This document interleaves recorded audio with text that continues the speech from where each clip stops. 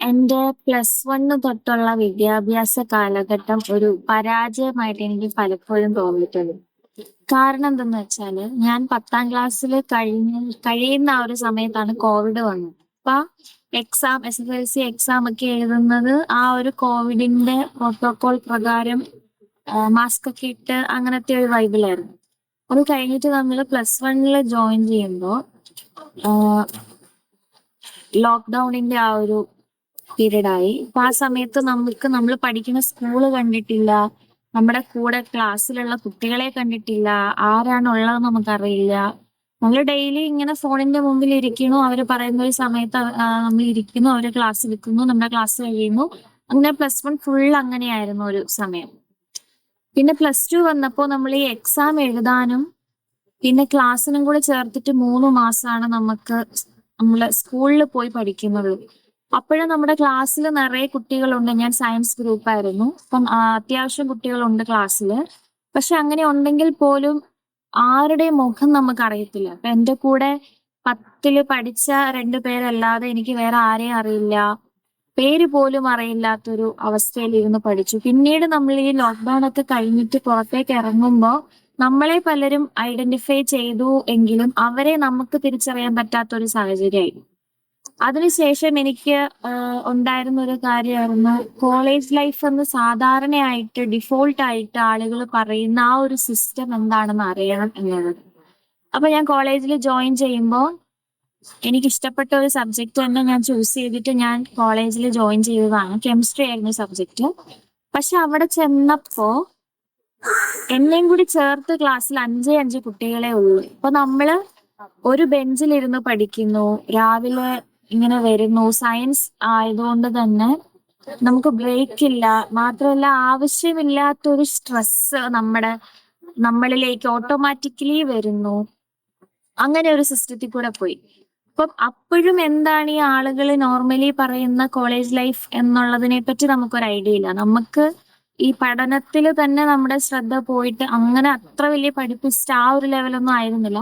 പക്ഷെ എങ്കിലും നമുക്ക് നോർമലി കിട്ടുന്ന കുറച്ച് കൺഫ്യൂഷൻസ്, കുറച്ച് സ്ട്രെസ്, നമുക്ക് ലാബ് അത് ഇത് എന്ന് പറഞ്ഞിട്ട് ഒരു ബ്രേക്ക് ഇല്ലാതെ നമ്മൾ രാവിലെ ക്ലാസ് സ്റ്റാർട്ട് ചെയ്ത ഒരു മണിക്കാണ് നമുക്ക് ലഞ്ച് ബ്രേക്കിനാണ് നമുക്കൊരു ഒഴിവ് കിട്ടുന്നുള്ളൂ. അങ്ങനെ നമ്മൾ പഠിച്ചു.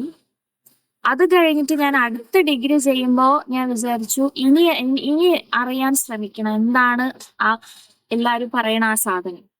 പക്ഷെ എനിക്കത് എക്സ്പീരിയൻസ് ചെയ്യണം എന്നുള്ള ഒരു ഇതുണ്ടായിരുന്നു.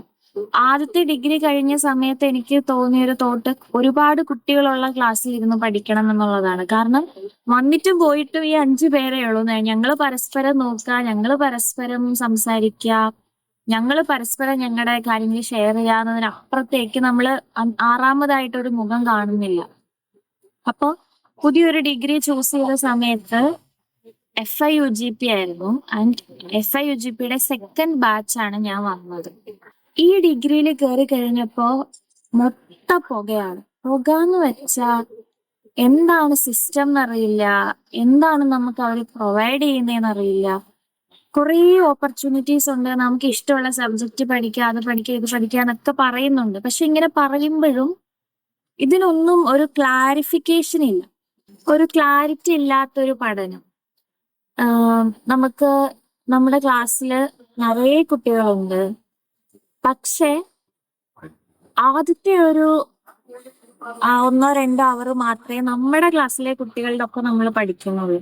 പിന്നീട് അങ്ങോട്ടുള്ള അവർ നമ്മൾ ചൂസ് ചെയ്ത പേപ്പർ ഏതാണോ ആ പേപ്പർ നമ്മൾ ആ ഡിപ്പാർട്ട്മെന്റിൽ പോയിട്ട് പഠിക്കണം.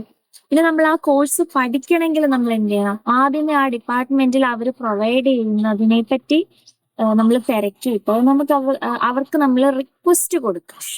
ഇങ്ങനെ കുറേ നൂലാമാലകളൊക്കെ കഴിഞ്ഞിട്ടാണ് നമുക്കൊരു പേപ്പർ പഠിക്കാൻ റെഡിയാകുന്നത്. ഇനി ഇത് പഠിച്ച് തുടങ്ങുമ്പോൾ നമ്മൾ പല കുട്ടികളുടെ കൂടെ, പല ഡിപ്പാർട്ട്മെന്റിലുള്ള പല കുട്ടികളുടെ കൂടെ പഠിക്കുന്ന ഒരു സാഹചര്യം വരുന്നുണ്ട്. ആ സാഹചര്യത്തിലും ഞാൻ +2 നേരിട്ടതുപോലെ ആരാണ് നമ്മുടെ കൂടെ പഠിക്കുന്നത്, എന്താണ് അവർ പഠിക്കുന്നത്, നമുക്കിതിനെപ്പറ്റി ഒന്നും അറിയില്ല.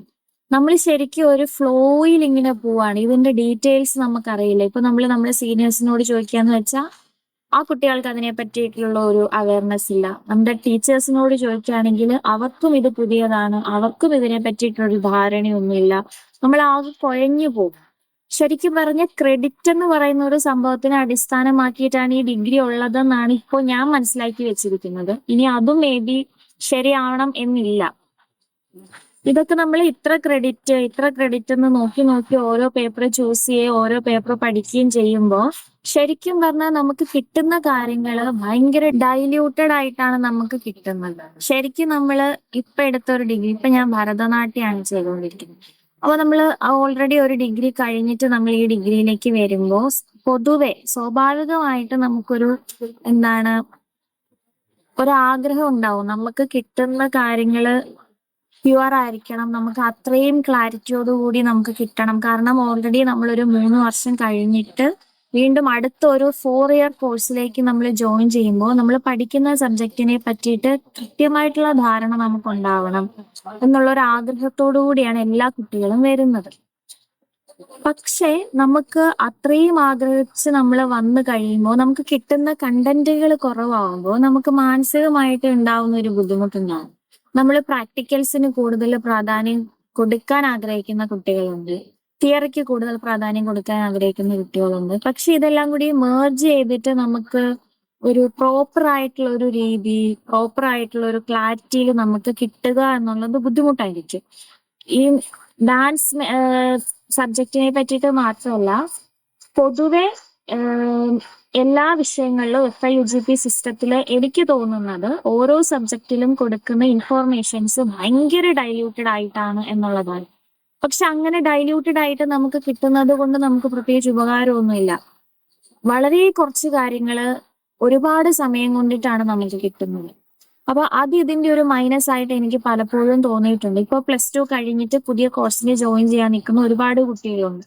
അപ്പൊ നിങ്ങളോട് പറയാനുള്ള ഒരു കാര്യം, നിങ്ങൾ ഇപ്പൊ FIUGP സിസ്റ്റത്തിലേക്കാണ് കയറുന്നത് എന്നുണ്ടെങ്കിൽ എനിക്ക് അറിയില്ല ഇതിനെപ്പറ്റി ഡീറ്റെയിൽ ആയിട്ട് പറഞ്ഞു തരാൻ പറ്റുന്ന, ഇതിനെപ്പറ്റി ക്ലാരിറ്റിയോടുകൂടി പറഞ്ഞു തരാൻ പറ്റുന്ന ഒരാൾ ഉണ്ടാവും എന്നുള്ളതിനെ പറ്റിയിട്ട് എനിക്ക് ഇപ്പോഴും ധാരണക്കുറവുണ്ട്. കാരണം ഇപ്പൊ ഞാൻ കയറിയ സമയത്താണെങ്കിൽ പോലും ഇതിനെ പറ്റിയിട്ട് അത്രയും ഡീപ്പായിട്ട് സംസാരിക്കാൻ പറ്റിയ, ഡീപ്പായിട്ട് ഡൗട്ട്സ് ക്ലിയർ ചെയ്ത് തരാൻ പറ്റിയത് ആയിട്ടുള്ള ഒരു സാഹചര്യം ആർക്കും ഉണ്ടായിരുന്നില്ല. ഇപ്പൊ നമ്മൾ പഠിക്കുന്ന കുട്ടികളാണെങ്കിലും ഫസ്റ്റ് ബാച്ചിലുള്ള കുട്ടികളാണെങ്കിലും അധ്യാപകർക്കാണെങ്കിലും ഇതിനെ പറ്റിയിട്ട് വ്യക്തമായ ഒരു ക്ലാരിറ്റി ഇല്ലാത്തതിന്റെ പ്രശ്നം നല്ലപോലെ ഉണ്ട്. അതുകൊണ്ട് നിങ്ങൾ മാക്സിമം ആലോചിച്ചും കണ്ട് മാത്രം ഈ ഒരു കോഴ്സിന് ജോയിൻ ചെയ്യുക. ആൻഡ് ഓപ്പർച്യൂണിറ്റീസ് ഒരുപാടുണ്ട്. നമുക്കിപ്പോ ഡബിൾ മേജർ എന്ന് പറയുന്ന ഒരു സിസ്റ്റം ഉണ്ട്, മേജർ വിത്ത് മൈനർ എന്ന് പറയുന്ന ഒരു സിസ്റ്റം ഉണ്ട്. പക്ഷെ ഇതൊക്കെ ഉണ്ടെങ്കിൽ പോലും ഇത് ശരിയായ രീതിയിൽ ഉപയോഗപ്പെടുത്താൻ നമ്മൾക്ക്